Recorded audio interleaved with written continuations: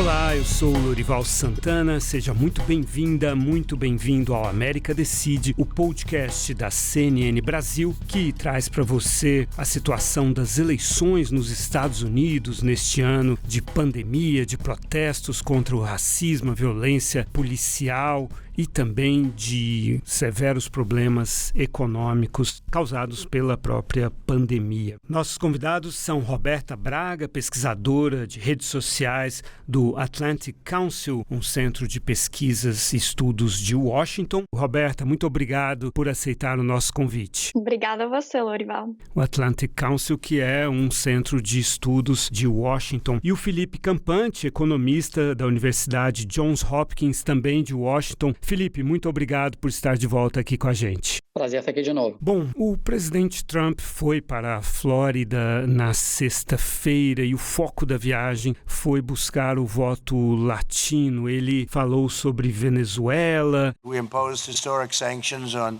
the Maduro regime.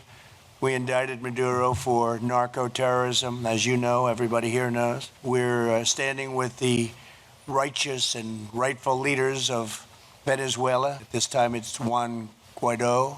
We impose sanctions on Nicaragua for human rights violations. They've been violating a lot of human rights. A lot of very bad things are happening in Nicaragua. Visitou o Comando Militar do Sul, enalteceu as ações ali dos militares americanos no cerco naval que é feito contra a Venezuela para procurar bloquear o narcotráfico. Lembrou que os Estados Unidos, tanto a justiça quanto o governo dele, acusam o presidente Nicolás Maduro e outros integrantes do regime de narcoterrorismo. Fez uma reunião numa igreja também para conversar sobre Venezuela. Não falou sobre pandemia, quando a Flórida é um dos grandes focos hoje do problema do coronavírus. Voltou para Washington, acabou cancelando uma viagem para um comício que faria em New Hampshire, a pretexto de que havia ali uma tempestade tropical, que na verdade havia já se desviado do território americano. Na verdade, aparentemente, a campanha dele estava com medo de mais um fiasco, como o que aconteceu em Oklahoma, quando houve muito poucas pessoas num comício que ele fez em um ginásio. O voto latino, os latinos representam 18,5% da população americana, segundo o último censo de 2010. Os brancos são 76%, os brancos não latinos, e os negros 13%. Esses números podem mudar. Este ano está sendo realizado neste momento um censo, mas não vai mudar muita coisa, obviamente. E o voto tanto da Flórida quanto o voto latino é muito importante. O Trump derrotou a Hillary Clinton na Flórida em 2016 por 1,2% dos votos, 113 mil votos. Isso apesar de os latinos terem votado maciçamente na Hillary. 62% dos latinos da Flórida votaram na Hillary e 35% no Trump. Isso é parecido com o que foi a votação nacional. 66% dos latinos votaram na Hillary, ou seja, um número ainda maior nos Estados Unidos como um todo, e 28% no Trump. Agora, naquela mesma viagem, no momento em que o Trump estava na Flórida, um episódio, um incidente mostrava a dificuldade dele de atrair o voto latino. Ele tinha recebido na Casa Branca, na quinta-feira, o dono da Goya Foods, que é uma empresa que fabrica alimentos dos quais os latinos gostavam muito, aquelas coisas enlatadas que os americanos adoram. Vamos ver se a Roberta e o Felipe comem essas coisas também, aqueles feijões enlatados, aquelas coisas todas. Eles fazem burritos com os feijões enlatados e tal, faziam, porque essa visita esse encontro em que o CEO da Goya Foods justamente foi lá no momento em que o Trump assinou um decreto criando um grupo de estudos para criar propostas para melhorar a condição dos latinos na parte de educação e na parte econômica, de trabalho também. E aí o CEO da Goya Foods, que é um neto de espanhol, disse que era uma bênção ter um presidente como ele. Isso desencadeou nas redes sociais uma onda de boicote contra a Goya Foods, inclusive com o hashtag Go away, né? Vai embora para as Goya Foods, mostrando como realmente para o Trump é difícil atrair o voto latino nesta eleição. Roberta, por que para o Trump é tão difícil atrair o voto latino? Olha, Lorival, eu acho que a dificuldade que ele tem é que a narrativa dele não encaixa bem com os eleitores, porque de um lado ele critica muito os imigrantes da América Latina, ele tem criticado desde o começo da primeira eleição dele os imigrantes mexicanos, então isso não encaixa bem. Entre os latinos, o Trump tem uma taxa de desaprovação de 69%. Isso é segundo o Pew Research Center. 2/3 deles afirmam que eles apoiam o ex-vice-presidente Joe Biden. Então, isso mostra que tem sim um pushback, como eles chamam aqui, uma desaprovação do presidente Trump, e que muitos dos imigrantes latinos, os latinos que moram aqui nos Estados Unidos, reconhecem que as promessas e essas ações do presidente Trump são um pouco vazias para eles, porque não encaixa bem com essa retórica dele contra os latino-americanos e contra os imigrantes da região aqui nos Estados Unidos. Os pedidos de seguro-desemprego na semana passada caíram de 1,4 milhão para 1,3 milhão. O desemprego está diminuindo, né? Ainda é um padrão super alto para os Estados Unidos, em torno de 11%. Lembrando que os Estados Unidos vinham de emprego pleno, tecnicamente, com menos de 4% de desemprego. E os latinos são bastante prejudicados por essa situação. Eles que fazem muitos deles, não todos, evidentemente, mas fazem aqueles serviços mais manuais, com salários mais baixos, né? E foram os primeiros a serem demitidos. Esse setor de serviços e da indústria, onde eles também trabalham bastante, foi bastante afetado, e é justamente também por causa de toda a interação humana que esses trabalhos, esses empregos requer. Os latinos também são atingidos em cheio pela pandemia, e a desaprovação do eleitorado americano pela condução da pandemia subiu de 58% em junho para 67% em relação ao presidente Trump. Felipe Campante, você acha que o desemprego vai conseguir cair rápido o suficiente até novembro, dia 3 de novembro, a eleição, para que o presidente Trump consiga se reeleger? Olha, Lorival, eu acho que aconteceu é que a resposta política do governo, né, o pacote do Congresso que foi aprovado lá atrás, no começo da pandemia, ele criou uma situação onde, na verdade, existe uma desconexão entre o desemprego e vamos dizer assim, o sofrimento econômico, né? Por quê? O que aconteceu é que, enfim, várias pessoas perderam o emprego, né? Só que a intervenção governamental foi no sentido de prover uma ampliação do seguro-desemprego que, na verdade, foi extremamente generosa para o que costuma ser o seguro-desemprego, né? A história dos $600 por semana. Então, o que aconteceu foi que muita gente, para usar esse seu exemplo, né, de pessoas que fazem serviços manuais, etc., que estavam ali na primeira fila de perda do emprego, a renda de muitas dessas pessoas aumentou, porque esse seguro-desemprego reforçado, na verdade, representa um aumento de renda para várias dessas pessoas. Então, o que vai acontecer agora é que o desemprego está ainda em níveis altos, mas em trajetória de queda, mas a renda, eu acho que vai cair ainda mais lá na frente, né? Eu acho que o contraste, por exemplo, com a política tal como foi executada na Europa, por exemplo, né, onde houve uma manutenção dos empregos, o apoio foi dado por intermédio das firmas, né? Quer dizer, o governo mantém um certo percentual de salário e a firma não demite. Então, o que aconteceu na Europa foi que o desemprego não aumentou na mesma proporção e a renda caiu um pouco naquele primeiro momento. Caiu significativamente. E agora nos Estados Unidos foi o contrário. Então, o que vai acontecer daqui para frente o desemprego muito provavelmente vai cair, mas se o pacote não for renovado e o Congresso, surpreendentemente, principalmente por conta dos republicanos, não está aparecendo que vai ampliar o benefício, o que vai acontecer é que vai ser um golpe muito duro lá na frente. Mais ainda porque o Congresso não está, o governo, né, não está particularmente inclinado a dar suporte para os governos estaduais e locais, que estão sofrendo enormemente na receita deles com a redução da economia, né? E como você tem um executivo que basicamente está abdicando de governar, basicamente, né? E o Congresso que não está, o Senado particularmente, isso que é mais curioso, né? Que são os republicanos, acho que parte por motivações ideológicas, não estão entrando para suprir isso. Acho que o que vai acontecer é que, ainda com os índices de desemprego caindo, eu acho que a questão econômica não tem nenhuma perspectiva de que ela realmente vai melhorar do jeito que as coisas estão indo.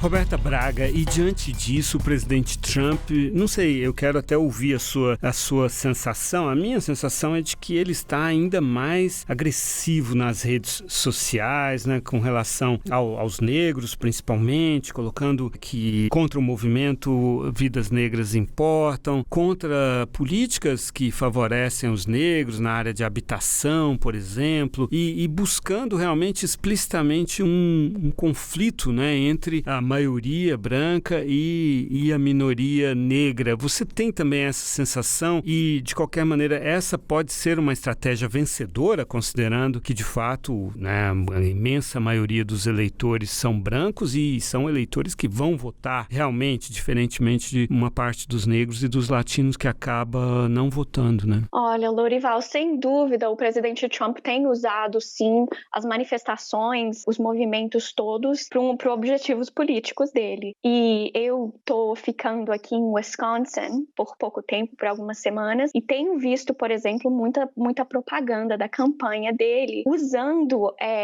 essa retórica, essas propostas de cortar ou redirecionar o financiamento da polícia a outros recursos contra o povo. Então, ele está falando, por exemplo, se vocês estão propondo de refinanciar a polícia, então quem que vai nos proteger? Quem que vai nos proteger dos crimes aqui? E está direcionando essa retórica, essa narrativa aos eleitores mais conservadores, republicanos que moram aqui no norte de Wisconsin, por exemplo. Então, ele tem sim usado, ele tem sido sim um pouco mais agressivo no jeito que ele está fazendo o framing desse movimento todo e dessa manifestação toda. Sobre a questão de se funciona ou não, se vai funcionar ou não, olha, eu acho que é muito perigoso o que ele está fazendo, está dividindo mais ainda esse país, e o importante é que tem sim uma grande maioria de eleitores que são minorias aqui nos Estados Unidos, e querendo ou não, ele vai precisar dos votos dos negros americanos, de outras minorias, dos imigrantes. Então, essa trajetória dele não vai funcionar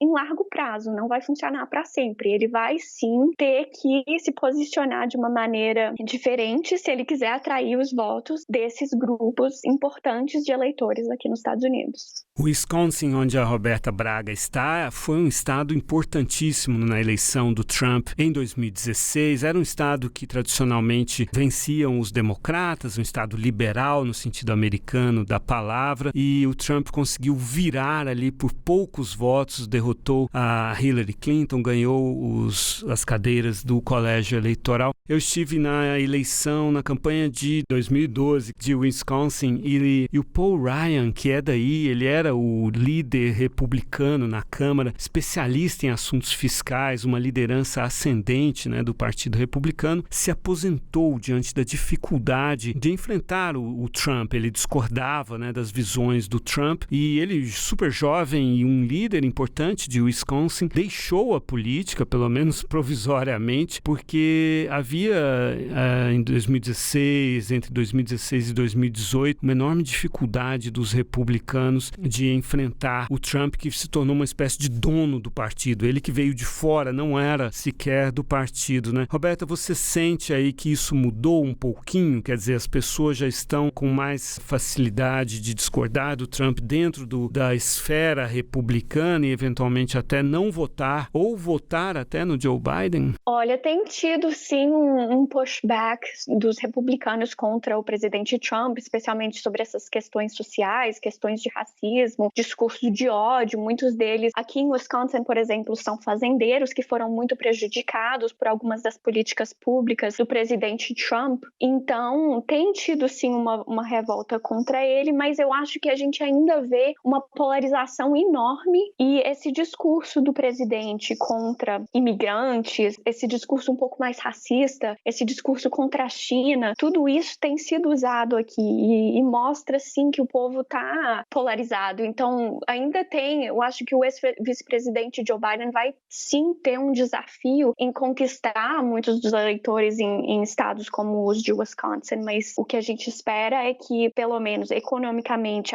os eleitores que tenham sido prejudicados por algumas das políticas, que eles votem o oposto e reconheçam que as coisas têm mudado. E você vê, sim, que alguns que votaram pelo Trump nas últimas eleições agora se arrependeram um pouco e estão reconsiderando isso. Mas, no final do dia, eu acho que nesse sistema eleitoral é bem difícil que eles escolham votar por um partido diferente. Tem que ser muito ruim a situação mesmo para eles decidirem trocar de partido.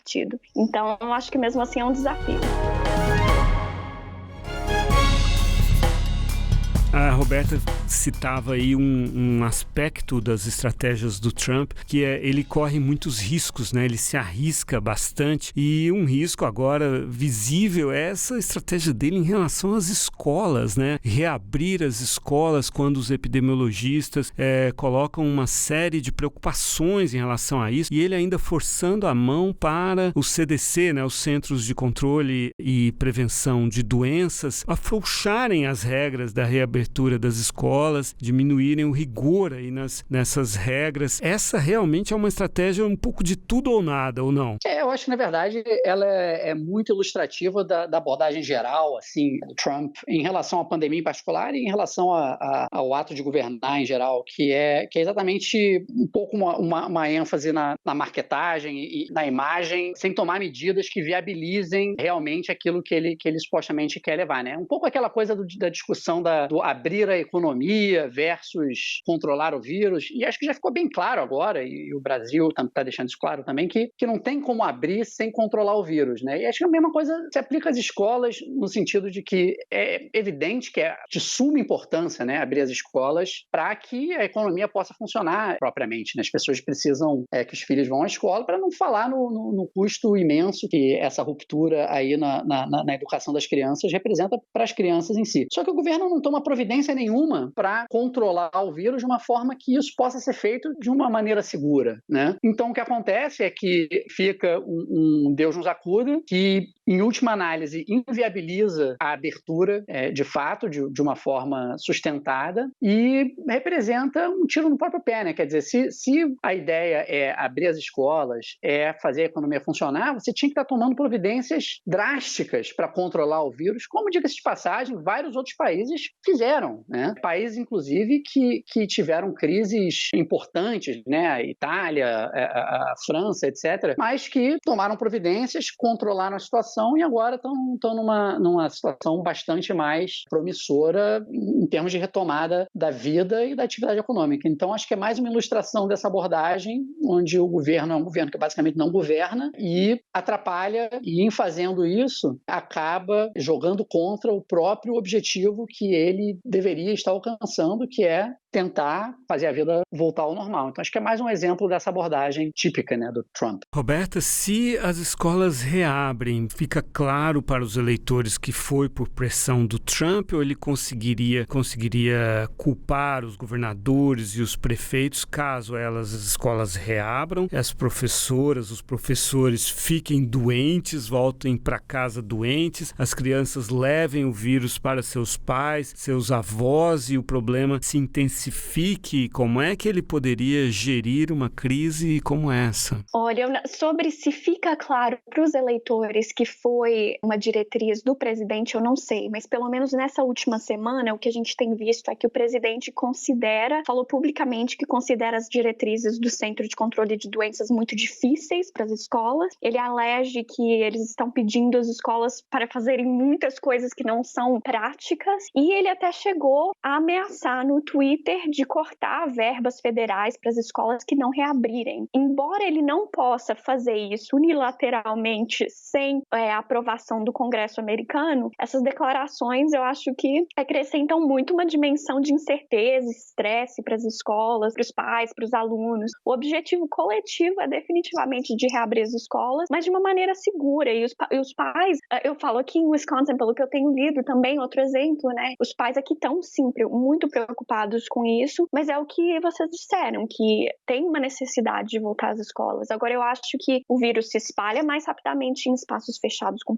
pouca ventilação, que é o caso da maioria das escolas. E para as escolas com crianças um pouco mais jovens, é menos provável que o distanciamento social, o uso de máscaras sejam bem-sucedidos. Então, eu acho que vai precisar de mais testes, serão essenciais, mas isso é um desafio e vão ter vários desafios aí à frente nos próximos meses para conseguir mesmo reabrir as escolas. Nos Estados Unidos, um pouco diferentemente do Brasil, tem mais professores mais velhos, né? Na casa dos 50, dos 60 anos, as pessoas se aposentam mais tarde do que no Brasil. É claro que professores se aposentam um pouco mais cedo do que o restante da população, mas muitos professores ficam depois da idade de aposentadoria, continuam trabalhando, atuando como tutores, né, de professores mais jovens e tal, e há uma presença grande de pessoas mais velhas, realmente mais idosas, nas escolas americanas. Felipe, o debate econômico ficou um pouco de lado nessa eleição, ou está clara a diferenciação econômica entre o presidente Trump e o presidente Biden, ou essa diferenciação é pequena mesmo porque o Biden é bastante moderado? Olha, acho que tudo ficou um pouco de lado, né, por conta da pandemia, principalmente. Quer dizer, houve toda essa questão racial de Black Lives Matter, mas acho que a pandemia realmente ocupou muito o espaço e a questão da gestão da pandemia também. Agora, acho que como você menciona, e voltando um pouco até a discussão que a gente estava tendo antes em relação a se a estratégia do Trump de tentar, enfim, mais a questão racial, a questão tomar esses riscos aí que a gente estava falando, né, se vai funcionar ou não, eu acho que o fato do Joe Biden ser o candidato democrata, que foi algo decidido logo antes da pandemia, na verdade, né, mas e certamente antes de todos esses outros eventos, acabou desarmando muito essa estratégia do Trump, né? Eu acho que o Trump, de certa forma, está tentando fazer uma campanha quase que fazendo de conta que o Bernie Sanders é o candidato democrata, né? Mas só que não é, entendeu? And now Joe Biden and the radical left are trying to impose the same system, socialism plus, in America. Biden is a puppet of Bernie Sanders, AOC, the militant left, the people that want to rip down statues and monuments to George Washington, Thomas Jefferson, Benjamin Franklin, Jesus. Okay, Jesus. Ele fala de esquerda radical, né? Usa o tempo inteiro. Exatamente. Porque vai a questão contra a polícia, ou que seja. E assim, é difícil as pessoas olharem para o Joe Biden e acreditarem nisso, né? Um guerrilheiro. Então, né? acho que isso eu acho que isso acabou desarmando muito a estratégia do Trump. Então, acho que a impressão de que ele está meio atirando para todo lado, acho que é por causa disso. Acho que ele realmente está completamente fora do que ele imaginou que seria a campanha, né? Por uma série de razões. Mas acho que parte disso é o fato do Joe Biden ter sido escolhido, que se revelou, enfim, exposed, né? Com tudo que aconteceu depois dele ter sido basicamente escolhido, ainda mais problemático para o Trump, porque impede ele de conseguir aplicar o manual dele da forma como ele gostaria. Daí a imensa expectativa em relação a quem o Joe Biden vai escolher como vice, né? Porque se ele escolhe alguém mais à esquerda, provavelmente vai ser uma mulher negra, né? Mas se for uma pessoa mais à esquerda, aí ele abre um pouco de flanco para essas críticas, né? Bom, Felipe Campante, economista da Universidade Johns Hopkins de Washington, muito obrigado pela sua participação aqui no nosso podcast. Prazer, Lorival, obrigado por me receber aqui novamente. Roberta Braga, pesquisadora das redes sociais do Atlantic Council de Washington, que está no Wisconsin. Muito obrigado, Roberta, pela sua participação aqui com a gente. Muito obrigada a vocês. E obrigado a você também que nos acompanhou em mais este episódio do América Decide, o podcast semanal da CNN Brasil. Voltamos próxima semana. Até lá.